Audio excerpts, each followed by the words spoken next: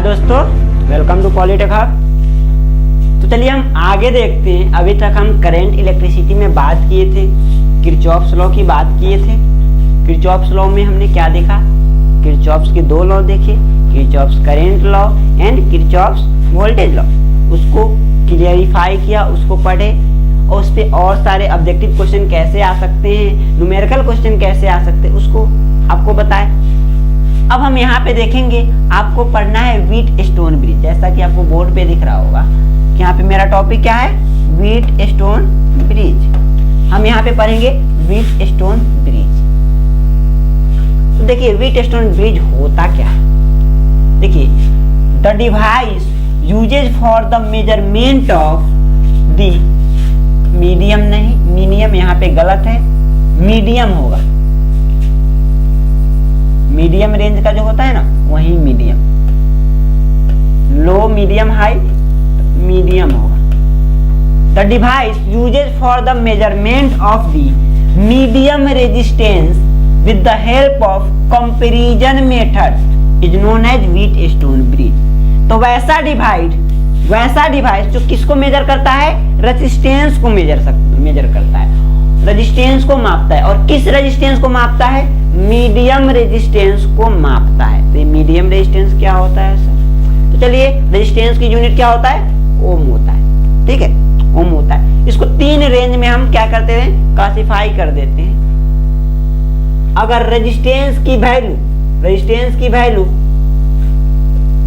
1 ओम से कम है, रेजिस्टेंस की वैल्यू 1 ओम से कम होता है, उसको बोलते हैं लो रेजिस्टेंस।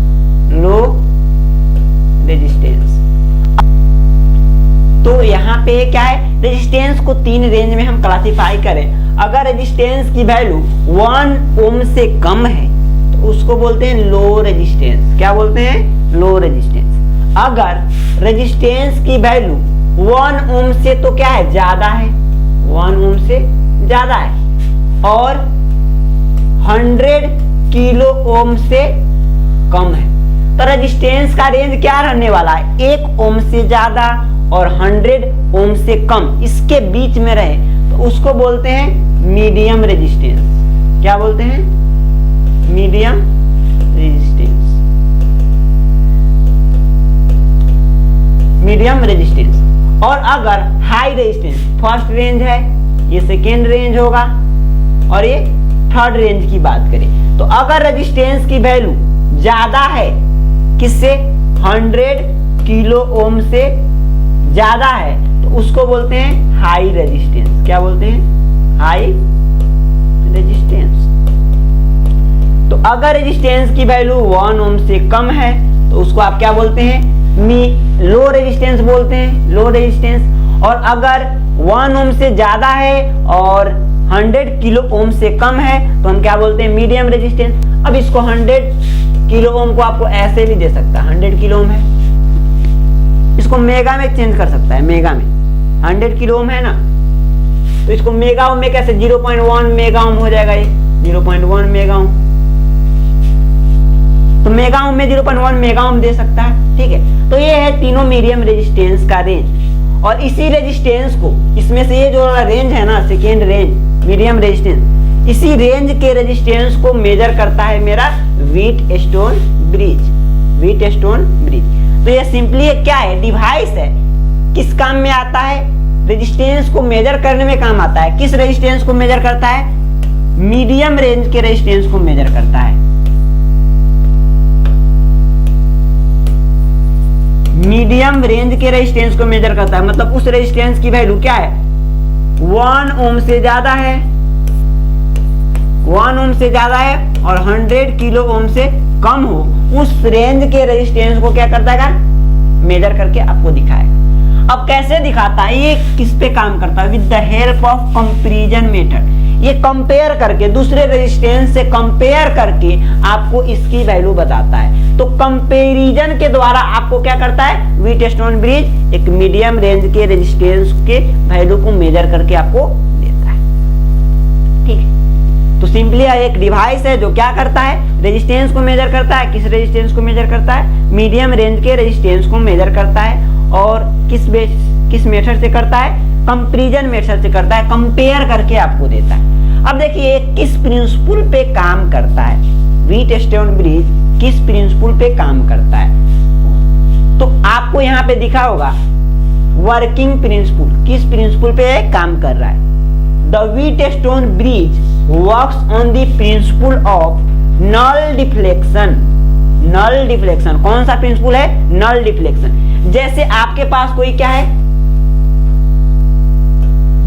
ये आपके पास जैसे आपके बाइक में जैसे आपको दिया रहता है, ये स्केल दिया रहता है, और इसके स्केल पे क्या होता है, पॉइंटर मूव करता है, पॉइंटर इस पे क्या होते हैं, इस तरह से होते हैं, लगे रहते होते हैं, और ये स्पीड को बताता है आपके,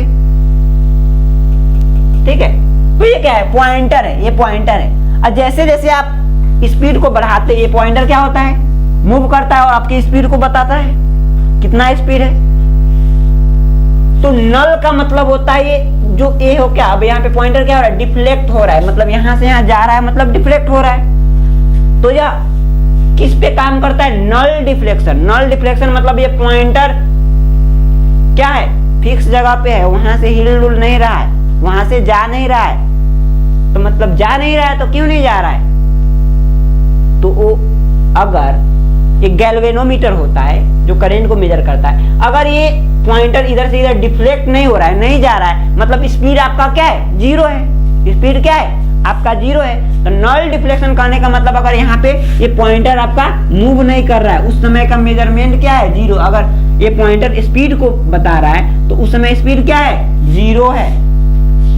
तो इसी प्रिंसिपल पे काम करता है व्हीटस्टोन ब्रिज, नल डिफ्लेक्शन पे। मतलब आपका जो पॉइंटर रहेगा उसमें जो गैल्वेनोमीटर यूज करेंगे व्हीटस्टोन ब्रिज में, वो करंट को मेजर करेगा, और वो जब कोई डिफ्लेक्शन नहीं दिखाएगा, मतलब उस गैल्वेनोमीटर के थ्रू कोई भी करंट नहीं फ्लो कर रहा होगा, तब तो वो रेजिस्टेंस, तब तो वो वैल्यू क्या, जीरो मेजर करके दिखाएगा, पॉइंटर डिफ्लेक्ट नहीं होगा। तो इस प्रिंसिपल पे काम करता है कि इसका गैल्वेनोमीटर डिफ्लेक्ट नहीं हो, null deflection. That is the ratio of their resistances are equivalent, no current flows through the galvanometer. यानी इसका मतलब है, रेशियो को अभी आपको बताएंगे, रेशियो आपको बताएंगे, आपको ब्रिज दिखा के बताएंगे कि रेशियो क्या है, उसका इक्वल है, तभी ये क्या करेगा, करंट को फ्लो करके नहीं दिखाई देगा। मतलब ये गैल्वेनोमीटर एक है जो करंट को मेजर करता है व्हीटस्टोन ब्रिज में। चलिए हम यहाँ पे आपको फिगर दिखाने की कोशिश करेंगे, यहाँ पे आपको ब्रिज भी दिखाते हैं।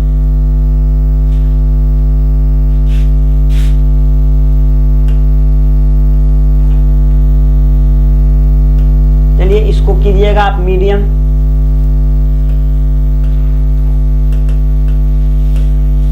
तो यहाँ पे हम आपको थोड़ा ब्रिज दिखाने की कोशिश कर रहे हैं। तो व्हीटस्टोन ब्रिज कुछ ऐसा होता है,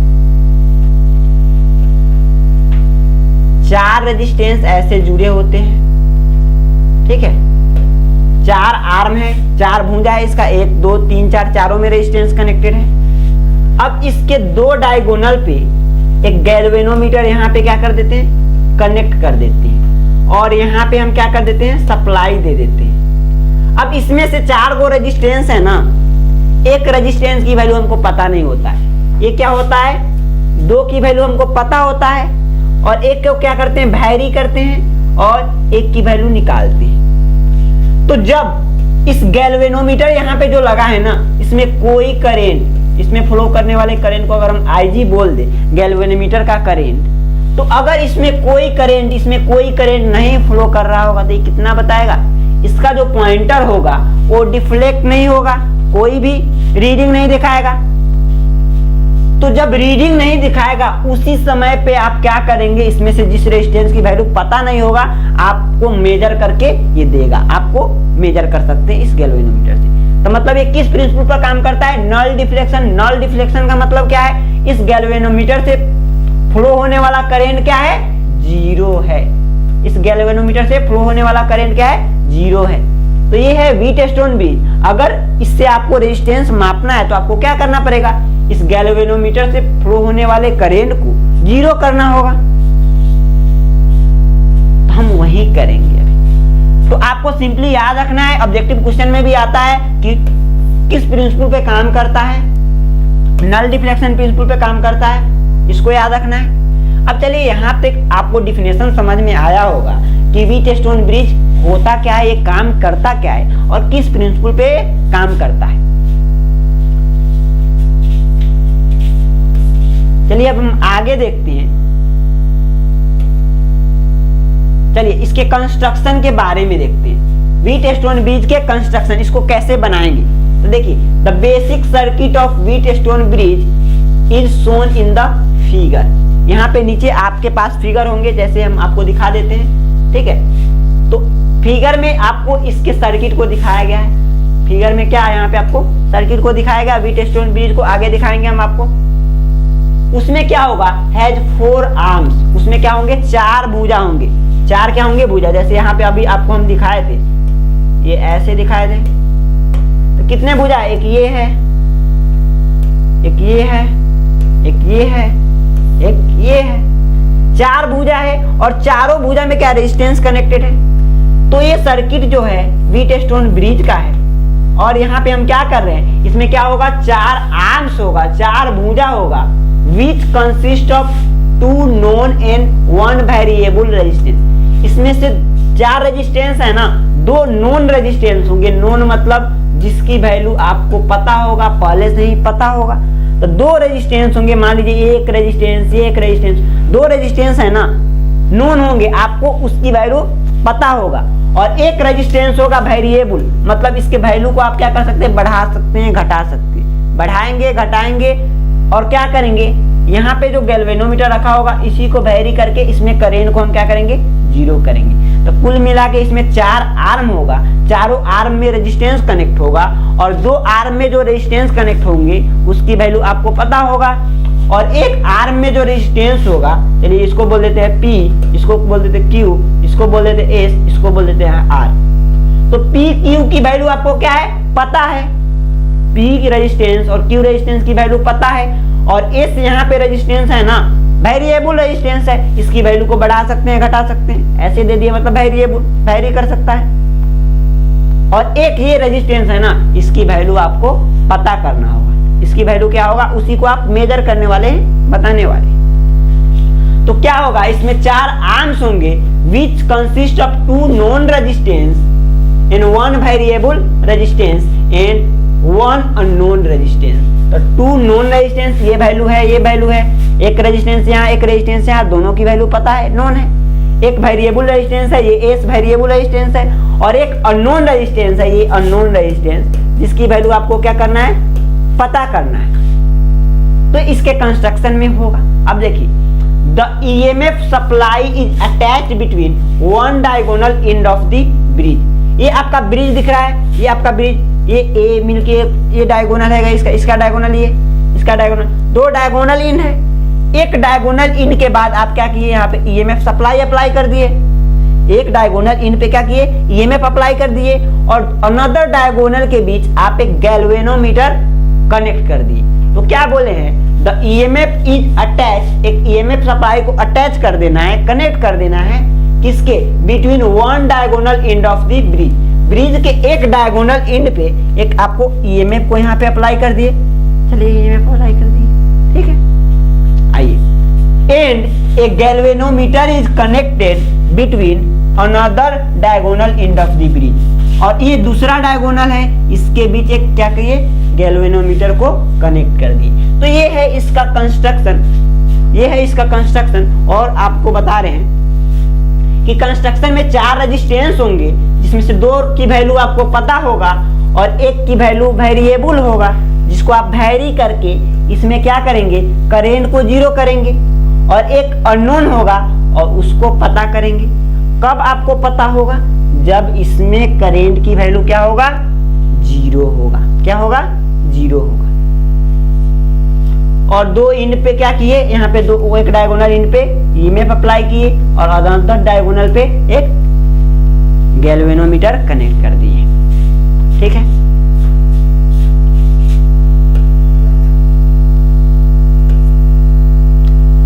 अब देखिए, ये है आपका व्हीटस्टोन ब्रिज, जैसे हम बनाए थे। चलिए एक बार और हम यहाँ पे बना देते हैं। ये 4 आर्म है, एक पे यहाँ पे रेजिस्टेंस है, एक यहाँ पे रेजिस्टेंस है, एक यहाँ पे रेजिस्टेंस है और एक यहाँ पे रेजिस्टेंस है। ये है P, ये है Q, ये है S, ये है R। ये दोनों नॉन रेजिस्टेंस है, इसकी वैल्यू आपको पता है, और S क्या है, वेरिएबल रेजिस्टेंस है, इसकी वैल्यू पता नहीं है, और ये क्या है, अननोन रेजिस्टेंस है, जिसकी वैल्यू आपको मेजर करना है। 2 डायगोनल इंड, चलिए इसको बोल दिए A, ये है B, ये है C, ये है D। 4 नोड फॉर्म होते हुए दिखाई दे रहे हैं आपको। तो इस डायगोनल नोड पे हम क्या किए, बैटरी अप्लाई कर दिए, ईएमएफ सप्लाई अप्लाई कर दिए, और अनदर डायगोनल इंड पे क्या किए, एक गैल्वेनोमीटर कनेक्ट कर दिए। समझे? मान रहे हैं इसमें जो करंट फ्लो कर रहा है इधर I1, यहाँ फ्लो कर रहा है इस ब्रांच में P वाला में I1, इधर फ्लो कर रहा है I2, Q वाला में I2, इधर फ्लो कर रहा है I3, ठीक है, और इधर फ्लो कर रहा है I4, और इसमें फ्लो कर रहा है IG, गैल्वेनोमीटर में करंट।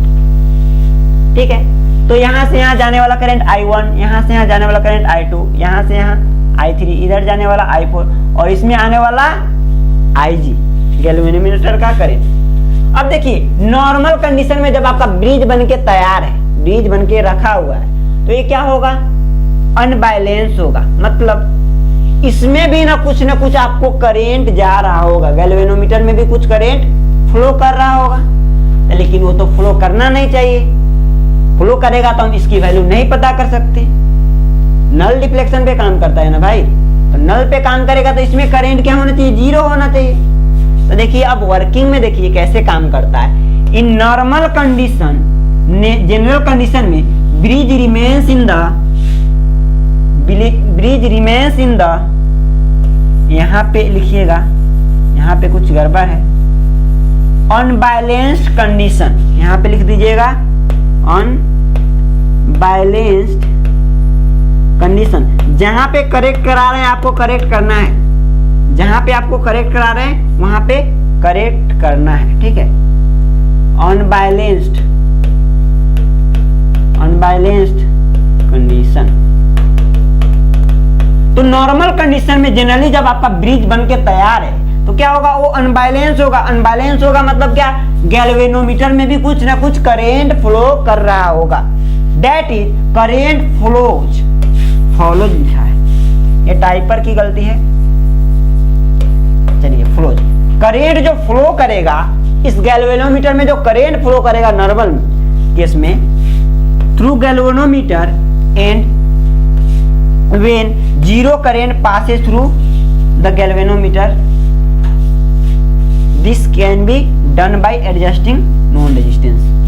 तो यहाँ पे देखिए ये वाला है, ये वाला केस IG की वैल्यू अभी क्या है, नॉर्मल कंडीशन में क्या हो रहा है, जो करंट फ्लो कर रहा है वो 0 नहीं होगा। लेकिन यहाँ पे आपको टाइपिंग में कुछ गड़बड़ दिखाई दे रहा है, टाइपिंग में गलती दिखाई दे रहा है, टाइपिंग में क्या दिखा रहा है, गलती दिखाई दे रहा है। तो चलिए हम इसको आपको एथी पे ले चलते हैं, स्लाइड पे ले चलते हैं, वहां पे हम आपसे लिखाते हैं। तो यहाँ पे थोड़ा गड़बड़ है, हम आपको स्लाइड पे लिखाते हैं। यहाँ से वर्किंग आपको नोट नहीं करना है, यहाँ से वर्किंग नोट नहीं करना है, क्योंकि यहाँ पे बहुत सारा अशुद्धि है, बहुत सारा अशुद्धि है। तो हम आपको स्लाइड पे चल के अभी मैनुअली अपने से लिखाते हैं। सिर्फ आपको यहाँ तक कंस्ट्रक्शन पॉइंट ऑफ व्यू से जो लिखाए हैं, कंस्ट्रक्शन की बात जो बताए हैं, ये कंस्ट्रक्शन की जो बात बताए हैं, ये कंस्ट्रक्शन वाला बात बताए हैं, ये कंस्ट्रक्शन नोट करना है और वर्किंग हम वहां पे देखते हैं।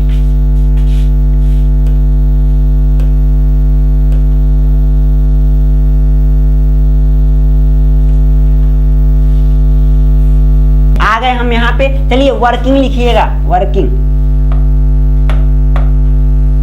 वर्किंग की बात कर रहे हैं, ये कुछ ज्यादा ही मोटा हो गया। वर्किंग की बात कर रहे हैं तो देखिए हमारे पास है क्या, हमारे पास ये है, हमारे पास एक व्हीट स्टोन ब्रिज है, व्हीट स्टोन ब्रिज है। चलिए यहाँ पे 4 आर्म में रेजिस्टेंस कनेक्ट है,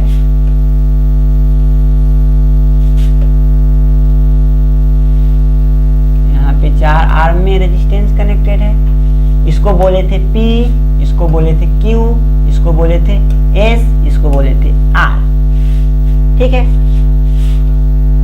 ये A नोड, ये B, ये C और ये D, और यहाँ एक डायगोनल में गैल्वेनोमीटर कनेक्ट किए हैं और यहाँ पे आप EMF अप्लाई किए हैं E। ठीक है, EMF अप्लाई किए। अब यहाँ पे जो करंट फ्लो कर रहा था P में, इसको बोले थे I1, इधर जो फ्लो कर रहा था I2, इसमें इधर से जो फ्लो कर रहा था I3, इधर से जो फ्लो कर रहा था I4 और इसमें फ्लो कर रहा था IG। तो चलिए अब वर्किंग लिखते हैं। तो लिखिएगा in normal condition, in normal condition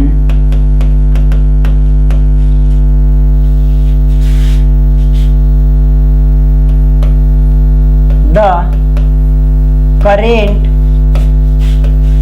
flowing through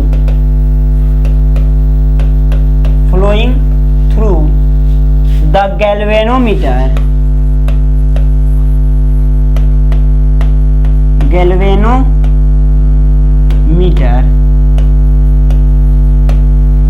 is not zero। क्या बोले, जब आप ब्रिज बना के रख दिए तो IG में फ्लो होने वाला करंट क्या है, जीरो नहीं है। और जब जीरो नहीं है तो उस केस को हम क्या बोलते हैं, अभी हमारा ब्रिज क्या है, अनबैलेंस है। क्या है, अनबैलेंस है। This condition of bridge, this condition of bridge is called unbalanced condition, unbalanced condition। तो इस केस को जब इसमें फ्लो होने वाला करंट IG की वैल्यू जब जीरो नहीं है तो ये क्या होगा, अनबैलेंस ब्रिज होगा। और हमको क्या चाहिए, जब हमको R मेजर करना है, उसके लिए ये क्या होना चाहिए, इसमें फ्लो होने वाला करंट डिफ्लेक्शन नहीं देखा है, ये गैल्वेनोमीटर डिफ्लेक्शन नहीं देखा है, मतलब IG जीरो होना चाहिए, IG जीरो होना चाहिए। तो अब आप क्या करेंगे, इस IG की वैल्यू जीरो करेंगे। कैसे करेंगे, इसको एडजस्ट करके, इस दोनों के वैल्यू को चूज करके, जो यहाँ पे P है, Q है और S है, इसकी वैल्यू को चूज करके, P और Q की वैल्यू पहले से आप कनेक्ट किए हैं, चूज करके, और इसकी वैल्यू वैरी करके इसमें जीरो करेंगे।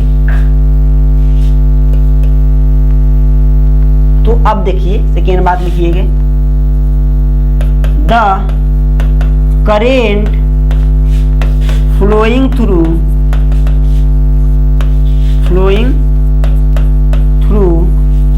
गैल्वेनोमीटर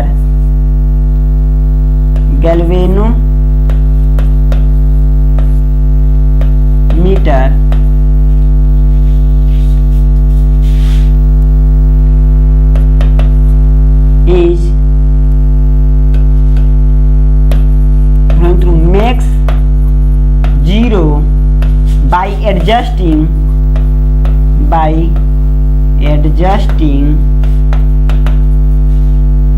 देखिए अब नाम लिख देते हैं यहाँ पे, non resistance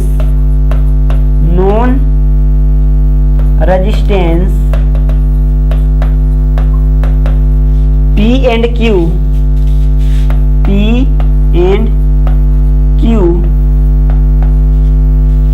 and variable resistance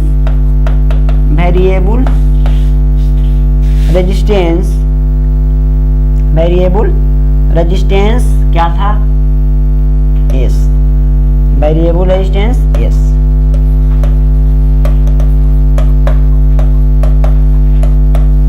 क्या किए, नॉर्मल कंडीशन में जब इसके गैल्वेनोमीटर के थ्रू करंट फ्लो कर रहा था उसको बोल दिए अनबैलेंस का केस, ब्रिज मेरा अनबैलेंस्ड है। अब हम क्या कर रहे हैं, इस IG के थ्रू जो करंट फ्लो कर रहा है उसको जीरो बना रहा है, उसको जीरो करना है हमको। तो उसको जीरो कर कैसे रहे? The current flowing through galvanometer is made, कर लीजिए यहां पे, चलिए, इज मेड जीरो, जीरो बनाया जाता है। कैसे बनाएंगे जीरो?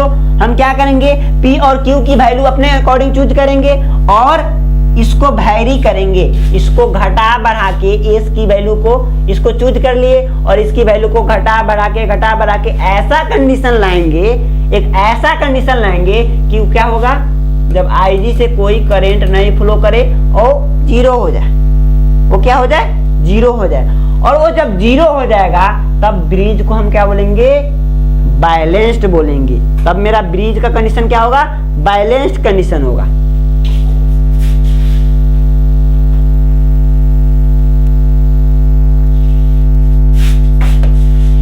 तो इसको क्या बोलेंगे, in this condition, in this condition,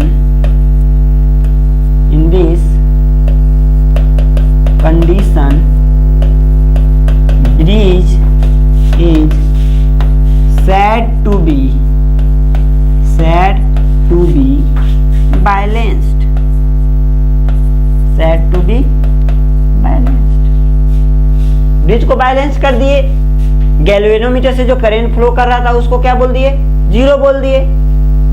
मतलब IG जीरो तो ब्रिज क्या, बैलेंस, ब्रिज क्या, balanced. IG not equal to zero, कुछ ना कुछ फ्लो कर रहा है तो ब्रिज क्या है, अनबैलेंस है। ब्रिज क्या है, अनबैलेंस है, ब्रिज अनबैलेंस्ड है। अब देखिए हम बैलेंस किए, कैसे किए, इसकी वैल्यू चूज कर लिए और इसको वैरी करके घटा बढ़ा के एक ऐसा केस ला रहे हैं जब इससे फ्लो होने वाला करंट जीरो हो जाएगा, जीरो हो गया IG। अब वो जीरो होगा कब, जीरो होगा कब, यहां पॉइंट, इस पॉइंट से इस नोड में अगर करंट नहीं फ्लो करेगा, कब नहीं करेगा, जब दोनों का पोटेंशियल क्या हो जाएगा, सेम हो जाएगा। जब इस दोनों का पोटेंशियल सेम हो जाएगा तभी तो करंट नहीं फ्लो करेगा यहाँ पे। मतलब क्या बोल सकते हैं, यहां से A और B के बीच का पोटेंशियल और A और D के बीच का पोटेंशियल अगर क्या हो जाए, सेम हो जाए, इस पॉइंट का पोटेंशियल इस पॉइंट का पोटेंशियल क्या होगा, A और D के बीच का ड्रॉप, A और B के बीच का वोल्टेज ड्रॉप वही होगा इसका पोटेंशियल, क्योंकि यहां से हम ले रहे हैं, यहां E है, यहां पे क्या होगा, ड्रॉप होगा। तो इसका पोटेंशियल और इसका पोटेंशियल अगर जीरो हो जाए तब क्या होगा, ब्रिज बैलेंस हो जाएगा, इसका पोटेंशियल इसका पोटेंशियल। मतलब अब क्या बोलेंगे,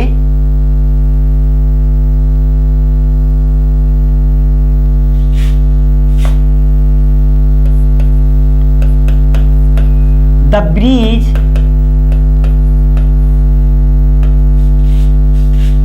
या ऐसे लिख दीजिए, the current flowing through galvanometer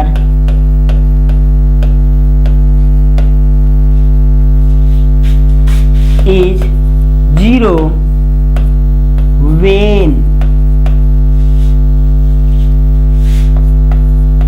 potential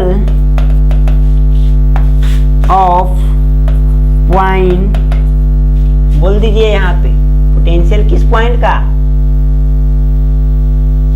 एक तो B का और एक D का, दोनों का इक्वल हो जाएगा। Potential at point B and D, B and D is equal, मतलब B पॉइंट का पोटेंशियल और D पॉइंट का पोटेंशियल जब इक्वल होगा तब क्या होगा, IG की वैल्यू जीरो हो जाएगा और ब्रिज बैलेंस हो जाएगा। IG की वैल्यू जीरो हो जाएगा और ब्रिज बैलेंस हो जाएगा। तो चलिए अब हम बना देते हैं, थोड़ा फिर से ब्रिज बनाते हैं, थोड़ा फिर से हम आपको ब्रिज बना के दिखाते हैं। चलिए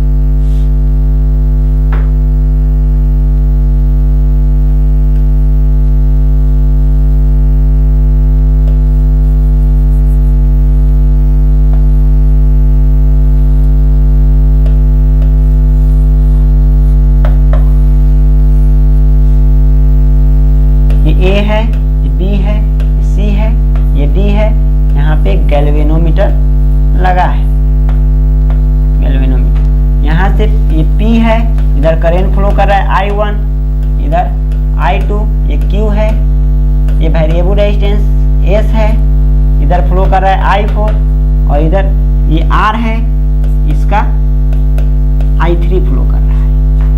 अब देखिए इसमें जो IG है, IG 0 कब होगा? जब इसका पोटेंशियल सेम होगा, मतलब A से B के बीच का ड्रॉप VAB और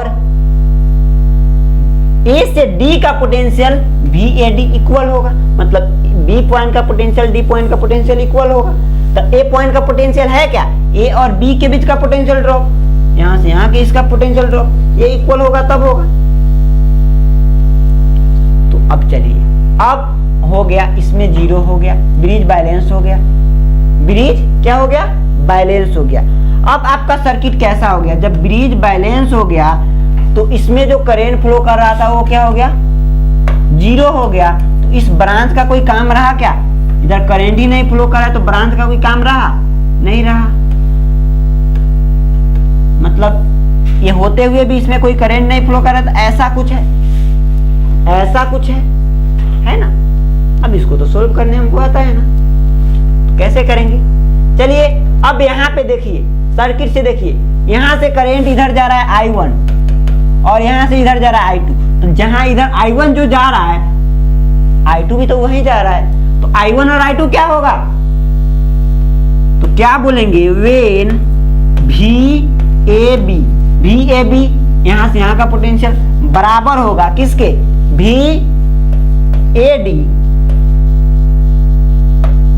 VAD के बराबर होगा, तो I1 क्या होगा? I2 के बराबर होगा। इधर से जितना जा रहा है यहां से भी उतना ही जाएगा, I1 I2 के बराबर होगा। और I3 किसके बराबर होगा? यहां से इधर जा रहा है I4 के बराबर होगा। तो क्या बोलेंगे? I3 is equal to I4, I3 is equal to I4। यही होगा, यही होगा ना। तो चलिए अब आप क्या कीजिए, एक काम कीजिए, यहाँ पे इस सर्किट को देखिए, इस सर्किट को देखिए और क्या कीजिए, इसमें I1 और I2 को वैल्यू निकालिए, I3 और I4 की वैल्यू निकालिए।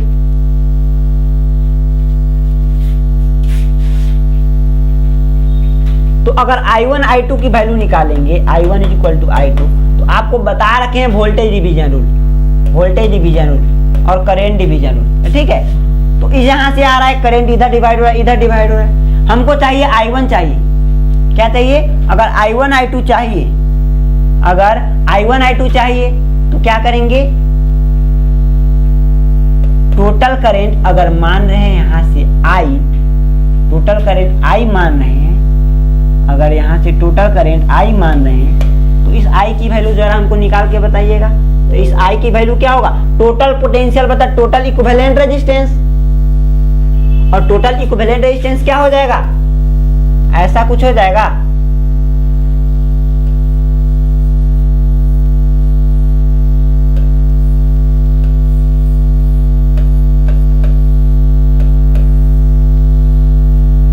ये P प्लस Q हो जाएगा, ये R प्लस S हो जाएगा, R प्लस S हो जाएगा ना, P प्लस Q, ये क्या दोनों ऐड हो जाएगा, ये भी दोनों ऐड हो जाएगा, ये दोनों ऐड हो जाएगा। तो अगर आप निकाले I की वैल्यू, निकाले यहां से I की वैल्यू, तो I की वैल्यू क्या होगा? E बाई इस दोनों का पैरेलल कॉम्बिनेशन, इस दोनों का पैरेलल निकालना है। तो क्या करेंगे? अगर RT निकाले, RT टोटल इक्विवेलेंट रेजिस्टेंस, तो क्या होगा? दोनों को मल्टीप्लाई करेंगे, P प्लस Q और प्लस एस, दोनों क्या करेंगे, मल्टीप्लाई करेंगे एक बार, और दोनों क्या करेंगे, ऐड करेंगे, P plus Q plus R plus, ऐसा हो जाएगा। ठीक है, तो हम क्या चाहते हैं, हम यहाँ पे हम I1 और I2 को वैल्यू चाहते हैं, I1 is equal to I2, I1 और I2 की वैल्यू चाहते हैं। तो यहाँ पे क्या करेंगे, यहाँ पे I1 की वैल्यू निकालिए थोड़ा, I की वैल्यू, तो क्या हो जाएगा, P plus Q into R plus S multiply P plus Q plus R plus S, ये हो जाएगा I की वैल्यू। अगर हम I1 की वैल्यू निकालें, I1 और I2 की वैल्यू निकालें, तो करेंट डिवीजन रूल से क्या निकालेंगे, करेंट डिवीजन रूल से क्या निकालेंगे, अगर करेंट डिवीजन रूल लगाइए तो यहाँ पे टोटल करेंट इतना है, टोटल करेंट यहाँ पे I जा रहा है, यही तो डिवाइड हो रहा था, I कितना है, यहाँ पे ये है, तो E into P plus Q plus R plus S by P plus Q into R plus S, ये होगा I1 I2 की वैल्यू यही होगा।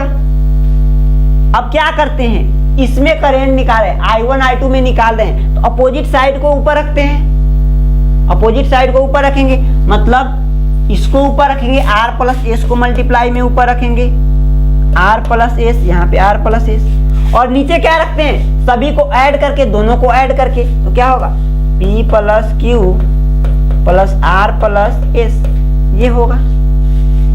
यहाँ हम I1 की वैल्यू निकाल रहे हैं, I1 I2 की वैल्यू हम क्या कर रहे हैं, निकाल रहे हैं, I1 I2 की वैल्यू निकाल रहे हैं। तो I की वैल्यू निकाल लिए, इतना आया, करेंट डिवीजन रूल लगाए, ये आया। अब ये कैंसिल होगा, ये तो पूरा ही कैंसिल हो गया, चलिए कोई बात नहीं, तो चलिए ये कैंसिल हो जाएगा, ये कैंसिल हो जाएगा, ये कैंसिल हो जाएगा। चलिए तो I1 I2 की वैल्यू क्या होगा, E by P plus Q, E by P plus Q, ऐसे कर सकते हैं। सर हम चाहे तो इतना करे क्यों, इतना करे क्यों, सिंपल ऐसे नहीं निकाल सकते हैं क्या, सिंपल ऐसे नहीं निकाल सकते हैं क्या, पैरेलल सर्किट है, यहाँ पे पैरेलल सर्किट डायरेक्टली इतना ईएमएफ अप्लाई कर रहे हैं, तो ईएमएफ ई बाई इतना रेजिस्टेंस, वैसे भी तो निकाल सकते हैं। तो इतना न भी कीजिएगा तो भी निकल जाएगा, उस तरह थोड़ा ज्यादा आसान होगा। यहाँ पे हम आपको करेंट डिवीजन रूल जो बताए थे उसको यूटिलाइज करके बताए, तो आपको थोड़ा बल्कि भी लग रहा होगा, लेकिन कोई दिक्कत नहीं, आप चाहे तो ऐसे भी कर सकते हैं। यहाँ पे आप जो कर रहे थे इतना काम, ये न करके ये वाला जो बात आप कर रहे थे, आई निकालेंगे, ऐसे करेंगे, नहीं करना चाहते तो कोई बात नहीं, कोई बात नहीं, आप क्या करेंगे, सिंपली ऐसे भी निकाल सकते हैं ना। पैरेलल सर्किट में क्या होता है, वोल्टेज सेम होता है। अगर हमको क्या चाहिए, I1 चाहिए और I2 चाहिए, तो टोटल अप्लाई कर रहे हैं, ये यहाँ पे टोटल E अप्लाई कर रहे हैं, इसमें चाहिए तो E बाई टोटल इसका रेजिस्टेंस, तो क्या हो जाएगा, I1 I2 जैसे हम क्या कर सकते हैं, यहाँ से सिंपली निकाल सकते हैं, तो यहाँ से और ज्यादा सिंपल हो जाएगा। तो I1 I2 को निकालिएगा तो टोटल वोल्टेज कितना अप्लाई करें, E बाई रेजिस्टेंस क्या है, P प्लस क्यू, इसमें निकाल रहे हैं तो इसी का रेजिस्टेंस लेंगे, P प्लस क्यू, कितना सिंपली निकल गया।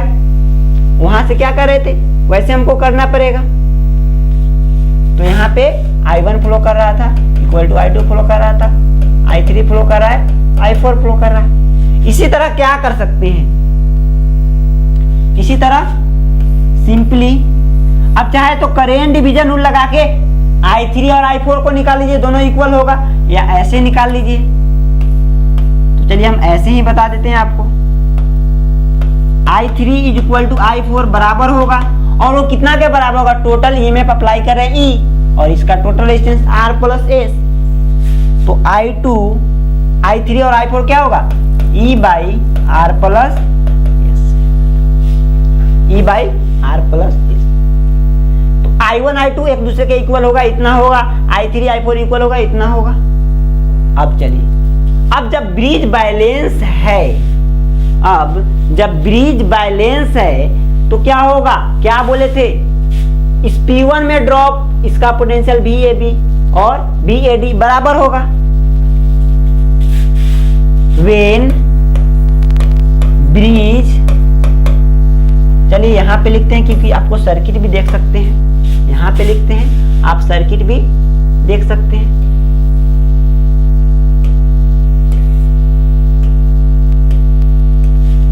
चलिए लिखिए यहां पे, व्हेन ब्रिज बैलेंस्ड, बैलेंस्ड मतलब IG की वैल्यू 0 है तो VAB is equal to VAD, और VAB है क्या, इसका ड्रॉप है I1 इंटू P, यही तो है VAB, इसलिए इसके बीच का ड्रॉप, वोल्टेज ड्रॉप।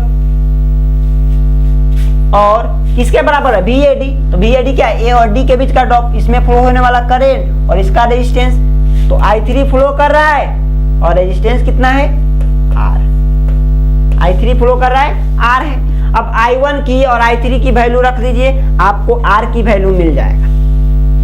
तो I1 की वैल्यू कैसे रखेंगे, यहाँ पे निकाले हैं ना, E/P प्लस Q रख दीजिए, इक्वल टू I3 की वैल्यू रख दीजिए E/R प्लस S रख दीजिए, और यहाँ पे इधर है मल्टीप्लाई में P, यहाँ पे मल्टीप्लाई में R।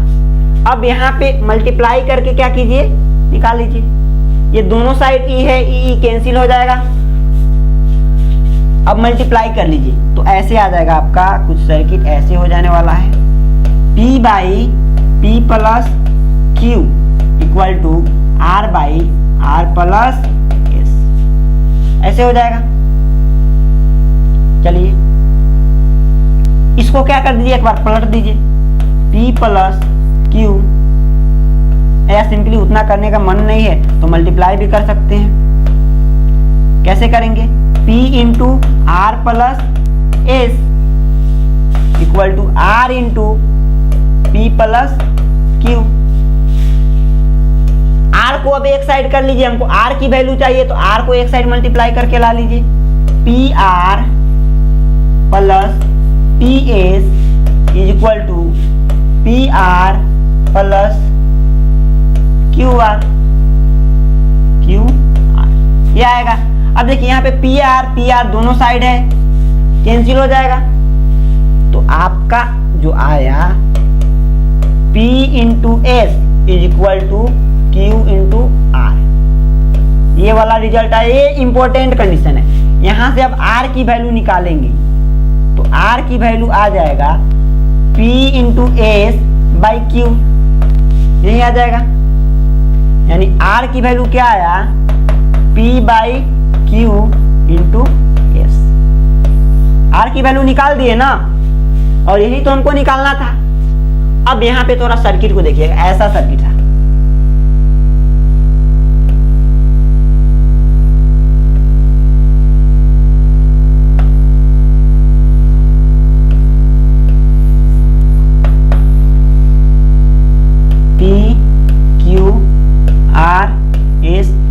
गैल्वेनोमीटर G, और इसकी वैल्यू निकालना था, ये स्टैंडर्ड रेजिस्टेंस है, वेरिएबल।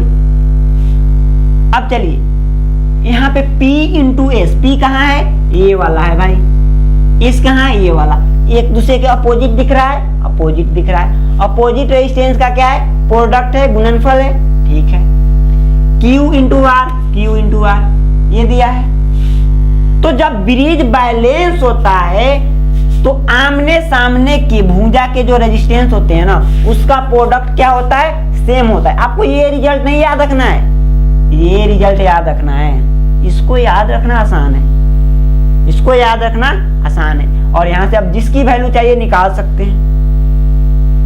तो हम आपको क्या बोले, ब्रिज बैलेंस कब होगा, जब बैलेंस होगा तभी हम रेजिस्टेंस की वैल्यू पता कर सकते हैं। और जब बैलेंस कब होगा, बैलेंस उस वक्त होगा जब IG की वैल्यू 0 होगा। IG की वैल्यू 0 कब होगा, ये है B, ये A, ये D, इसके बीच का वोल्टेज ड्रॉप, इसके बीच का वोल्टेज ड्रॉप 0 होगा, तब होगा। इसमें फ्लो होने वाला करेंट निकाल लिए। कब निकाले? इस केस में निकाले जब IG 0 फ्लो कर रहा था, निकाल लिए। अब क्या किए, इसका क्या कीजिए, ब्रिज बैलेंस है तो यहाँ का पोटेंशियल बराबर किए और क्या निकाल दिए, यह केस निकाल दिए कि आमने सामने के भुजा का प्रोडक्ट क्या होगा, रेजिस्टेंस का प्रोडक्ट इक्वल होगा। ये बात याद रखना है कि व्हीटस्टोन ब्रिज अगर बैलेंस है तो आमने सामने के रेजिस्टेंस के प्रोडक्ट क्या होंगे, इक्वल होंगे। तो ब्रिज बैलेंस होगा कब, एक तो होगा जब IG 0 होगा तब, दूसरा कब, जब आमने सामने के रेजिस्टेंस के प्रोडक्ट इक्वल होंगे तब। तो ये वाला आपको याद रखना है, ये वाला। चलिए इस पे कुछ क्वेश्चन करते हैं, इस पे कुछ हम क्वेश्चन करते हैं। तो आ जाइए यहाँ पे,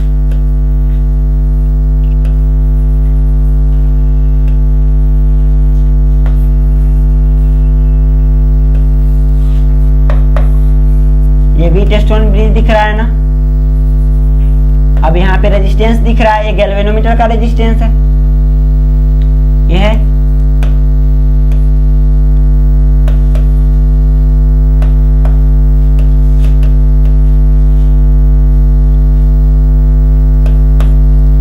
ये है 10 ओम और यहाँ पे दिया है IG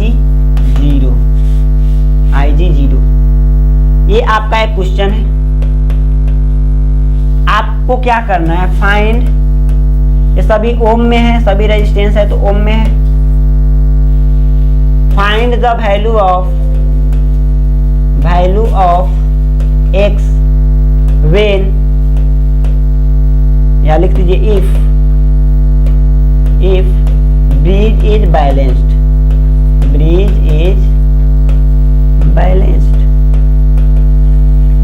ये ब्रिज क्या है, पहले से ही आपको दे दिया कि बैलेंस है। ब्रिज क्या है, बैलेंस है। और 3 रेजिस्टेंस दे दिया, एक पूछ रहा है, 3 रेजिस्टेंस दे दिया, एक पूछ रहा है। अगर आपको बैलेंस न भी लिखा रहता तो भी आप समझते बैलेंस है। क्यों? क्योंकि यहाँ पे IG की वैल्यू 0 दे रखे हैं, IG की वैल्यू 0 दे रखे हैं। तो जब ब्रिज बैलेंस होता है तो क्या होता है, आमने सामने के रेजिस्टेंस को गुना करके बराबर कर दीजिए। तो x वाला को 10 से मल्टीप्लाई कीजिए, 10 गुना x, 10 गुना x इक्वल टू, यहाँ पे ऐसे लिख देते हैं, 10 गुना x इक्वल टू क्या है, 5 गुना 18, 5 गुना 18। अब आपको क्या चाहिए, x की वैल्यू चाहिए, तो 5 इंटू 18 बाई 10, 2 बार 2 से 9 बार, तो x की वैल्यू कितना आ गया, x की वैल्यू 9 ओम आ गया, x की वैल्यू 9 ओम आ गया।